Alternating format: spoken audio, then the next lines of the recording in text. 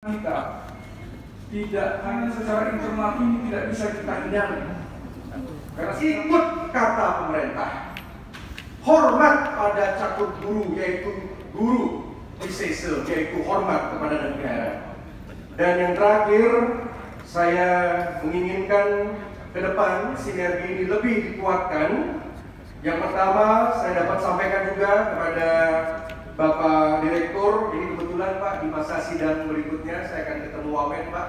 Nanti saya sampaikan kabar baik Bapak telah hadir juga dengan Bapak Ketua. Pertama, kami mohon dukungan Pak, ini mumpung ketemu. Pertama, kita sudah rekomendasikan resmi kemarin dari DPD untuk Mako TNI AL dan TNI AU untuk bisa kita jadikan kelas 1 atau bintang 1 Pak. Dan sudah confirm akan dirubah. Kemudian yang kedua, kita akan bentuk yang namanya pos TNI AU di Bandara Letkol Wisnu di Utara yang sekarang ditinggal oleh Bali Flight Academy.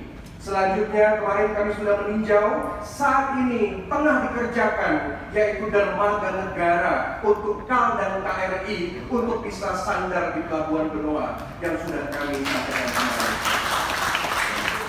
Rusia dan Ukraina, bagaimana perang dingin Taiwan dan China, Korea Selatan dan Korea Utara.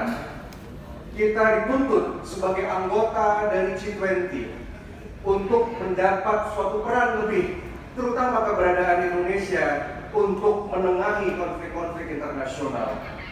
Diplomasi ini telah ditunjukkan oleh Bapak Presiden dan tetap akan dilanjutkan dengan dukungan dari DPD RI.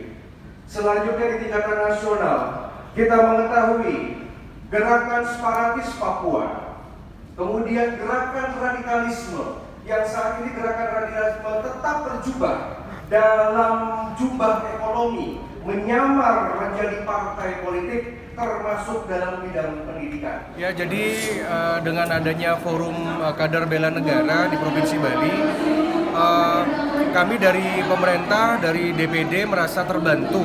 Ada suatu partner kami yang bisa kami ajak bekerja sama, karena di pusat itu sangat banyak sekali program bela negara yang selama ini dilaksanakan secara sporadis. Ada diadakan oleh pemerintah, lintas kementerian, lintas BUMN. Nah, sehingga dengan adanya forum bela negara terutama yang di-endorse oleh Kementerian Pertahanan, tentu akreditasi dan legasinya kan sangat tinggi.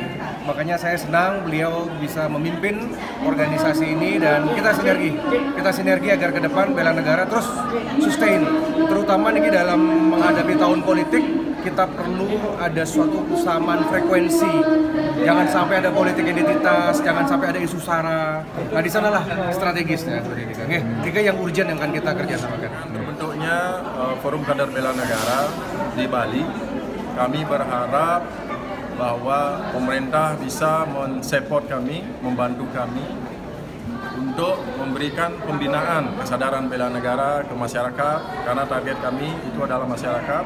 Terus kemudian segala turun-turuni, kemudian pecalang, kemudian semua mahasiswa universitas segenap yang ada di Bali, kemudian sektor pariwisata, ini sangat penting. Sektor pariwisata harus paham dengan bela negara karena mereka juga menghandle banyak orang asing, jadi supaya tidak ada penanganan yang salah yang malah mencoreng Bali seperti itu.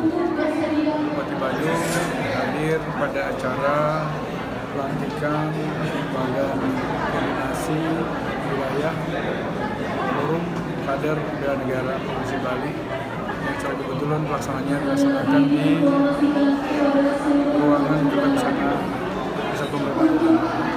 Tentu saya atas nama pemerintah sangat menyambut baik pelaksanaan kegiatan ini. Pelantikan daripada pengurus FKBN ini Provinsi Bali ini, mudah-mudahan dengan pelantikan ini bisa nantinya pengurus yang baru ini akan bisa menggerakkan seluruh jajaran masyarakat kita, unsur pemuda, stakeholder, ormas untuk bersama-sama memahami tentang apa itu bela negara.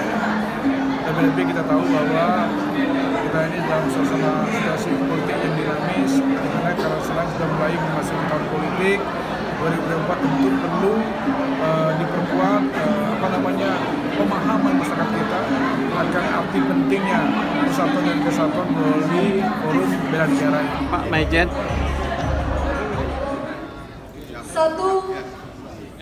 2, 3. 1, 2, 3.